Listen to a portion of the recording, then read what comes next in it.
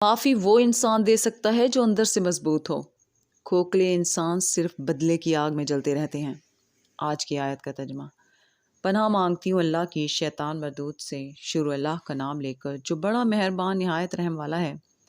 بس جب قاصد سلیمان کے پاس پہنچا تو سلیمان نے کہا، کیا تم مجھے مال سے مدد دینا چاہتے ہو؟ سو جو کچھ اللہ نے مجھے عطا فرمایا ہے وہ اس سے کہیں بہتر ہے جو تمہیں دیا ہے۔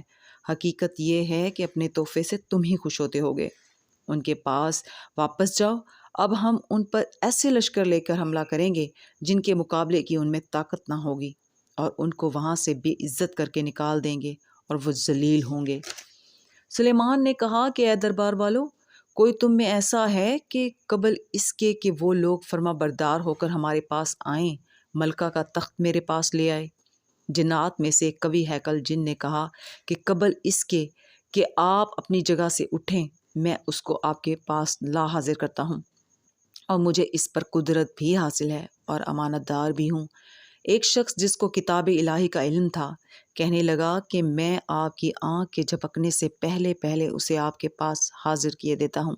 جب سلیمان نے تخت کو اپنے پاس رکھا ہوا دیکھا تو کہا کہ یہ میرے پروردگار کا فضل ہے، تاکہ مجھے آزمائے کہ میں شکر کرتا ہوں یا کفران نعمت کرتا ہوں۔